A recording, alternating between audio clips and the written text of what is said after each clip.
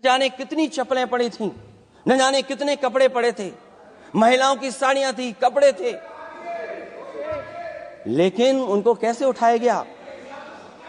उन सबको उठाया गया जेसीबी मशीन से, ट्रैक्टर की ट्रॉली से। उनसे उठा करके कहां फेंका कोई नहीं जानता, लेकिन जब उनको लगा कि वहां से बदबू आ रही है तो यही सरकार के लोग छिपाने लगे हैं कि मुझे बोलने के लिए जो समय दिया है, मैं उसमें से 2 मिनट का समय महाकुंभ हादसे का शिकार लोगों की आत्मा की शांति के लिए खड़े होकर के मौन रखना चाहूंगा। अगर किसी अन्य को भी सच्चे मन से मृतकों के प्रति सच्चा भाव है तो वो भी हमारे सांसदों के साथ खड़ा होकर के ये मौन श्रद्धांजलि अर्पित कर सकता ये है। माननीय सदस्य अध्यक्ष महोदय, अगली लाइन अध्यक्ष महोदय, ये विषय अध्यक्ष महोदय, आप सीनियर लीडर हैं। अध्यक्ष महोदय, ये अधिकार आपका है, कभी नहीं रही। ये मैंने विषय मेंशन करते हुए भरोसा है, इस विषय पर मौन कर दिया था, इसलिए अध्यक्ष का अधिकार है। हाँ, मैं वही अध्यक्ष महोदय, ये जो बात मैं शुरू कर रहा हूं, जहां मैंने मौन 2 मिनट के लिए श्रद्धांजलि की बात की है, ये अधिकार मेरा नहीं है अध्यक्ष महोदय, ये अधिकार आपका है। मुझे पूरा भरोसा है आप पर कि जब अभिभाषण की चर्चा खत्म हो रही होगी उस समय 2 मिनट का मौन श्रद्धांजलि जरूर दी जाए जो श्रद्धालुओं की जान गई है। नहीं अध्यक्ष महोदय, नहीं अभी 1 मिनट आप लोग कुछ मत बोलो, नहीं कुछ नहीं। अध्यक्ष महोदय, अभी तो अध्यक्ष महोदय मैंने बात शुरू नहीं की है, और जिन लोगों को तकलीफ है और जिनको दुख होना चाहिए उनके बारे में मैं, हालांकि वो बात मैं बाद में कहना चाहता था महाकुंभ के बारे में, लेकिन अध्यक्ष महोदय क्योंकि बहुत सारे माननीय सदस्य ये सुन नहीं सकते हैं, इसलिए मैं बात वहीं से शुरू करता हूं। आप देश के परम अभिभावक होने के नाते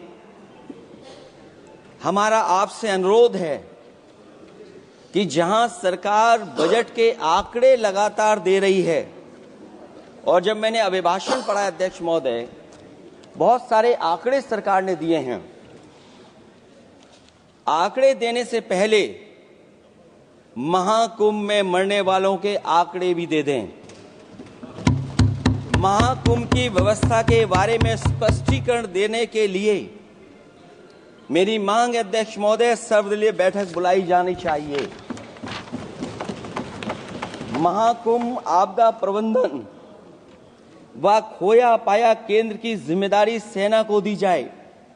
महाकुंभ हादसे के शिकार लोगों की मृत्यु, घायलों का इलाज, दवाइयों, डॉक्टर, भोजन पानी, परिवहन की उपलब्धता का आंकड़ा संसद में पेश किया जाए।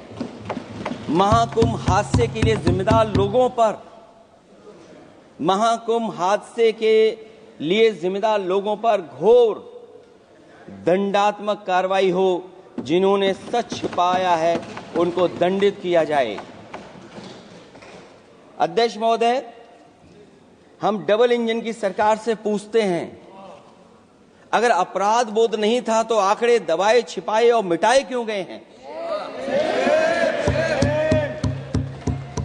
सच छिपाना और मिटाना भी तो अपराध है। इसका दंड कौन भुगतेगा अध्यक्ष महोदय? जहां इंतजाम होना चाहिए था वहां प्रचार हो रहा था। एक धार्मिक समागम में डबल इंजन का राजनीतिक प्रचार अशोभनीय है, निंदनीय है। इतने बड़े हादसे के बाद कम से कम अब तो वो होर्डिंग उतरवा देना चाहिए।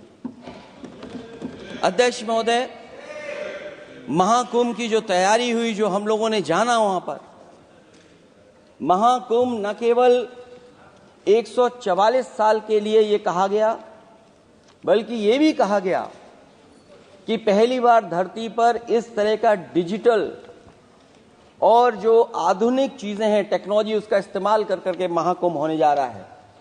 सीसीटीवी, ड्रोन, लाइव स्ट्रीमिंग के आधार पर जिनका दावा था कि वो डिजिटल कुंभ करा रहे हैं, वो मृतकों की डिजिट नहीं दे पा रहे हैं।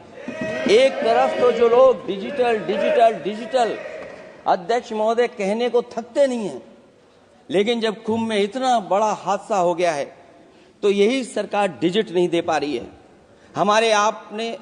हमारे अपने लोग मारे गए हैं, जिसमें परिवार का हर रिश्ता दिवंगत हुआ है। किसी की माता, किसी के पिता, किसी की बहू, किसी की बेटी, किसी का भाई बहन, चाचा चाची, बच्चों के आंकड़े तो अभी तक नदारद हैं। खोया पाया केंद्र ही लोगों को तो नहीं मिल रहा है, जो खोया पाया केंद्र था उसको भी लोग पा नहीं पा रहे, ढूंढ नहीं पा रहे। अध्यक्ष महोदय, कुंभ कोई पहली बार नहीं हो रहा है। कुंभ का आयोजन सदियों से होता आया है।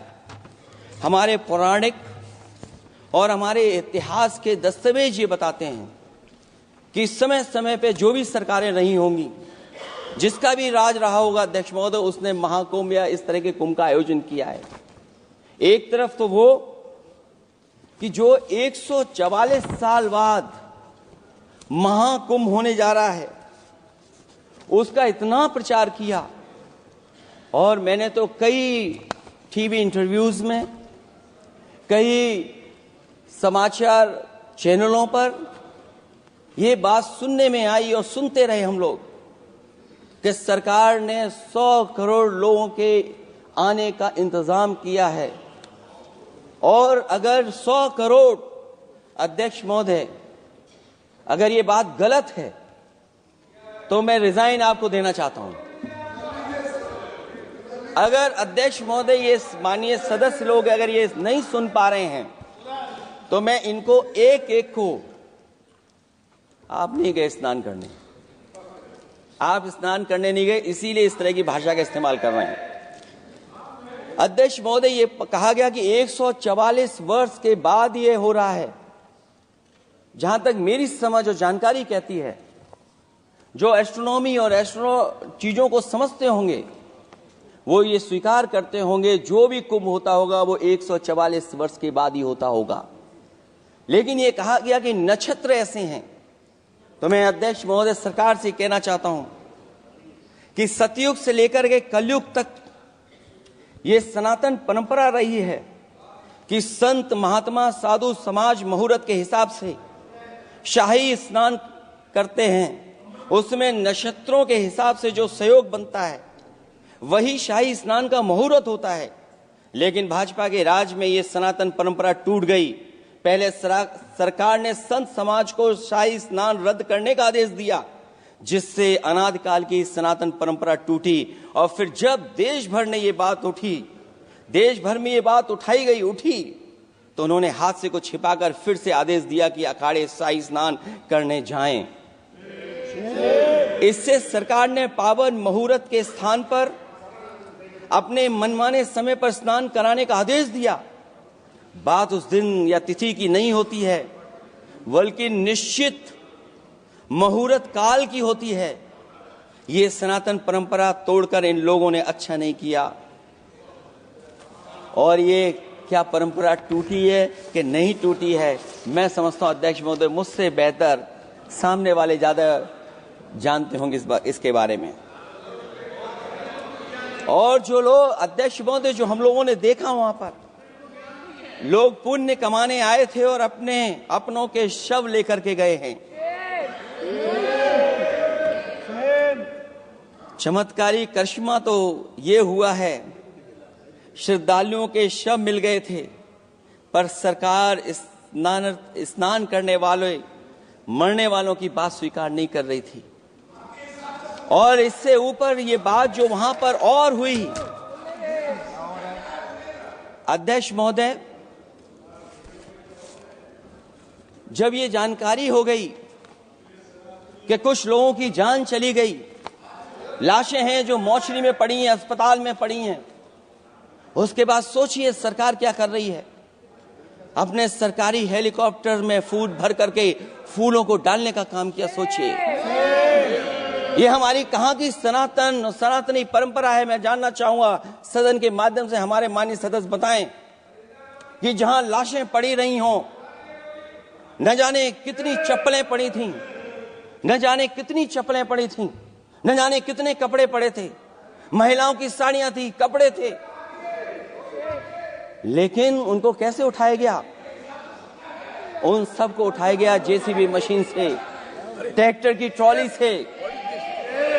उनसे उठा करके कहां फेंका कोई नहीं जानता, लेकिन जब उनको लगा कि वहां से बदबू आ रही है तो यही सरकार के लोग छिपाने लगे हैं। यही आपका महाकुंभ का आयोजन था, और हर बात को छिपाने के लिए न केवल ये लोग मीडिया का सहारा ले रहे हैं, मीडिया का सहारा लेते लेते सुनने में आया है कुछ दबाव और कुछ स्वीटनर भी दिए जा रहे हैं जिससे उनकी खबरें बाहर ना आ जाएं। और अगर अध्यक्ष महोदय ये बात सब गलत है मेरी, अगर ये बात सब गलत मैं कह रहा हूं, तो अभी तो नेता सदन को अभी भाषण देना है। और मैं ये बात और कहना चाहता हूं, आप अपनी तरफ से जानकारी कर लीजिएगा। हमारे उत्तर प्रदेश के मुख्यमंत्री जी ने शोक नहीं प्रकट किया था।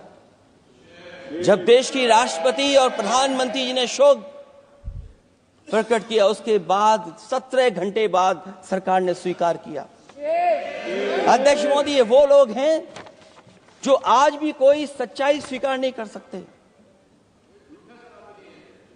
इनका रास्ता क्या है मैं नहीं जानता हूं, कहां ले जाना चाहते हैं।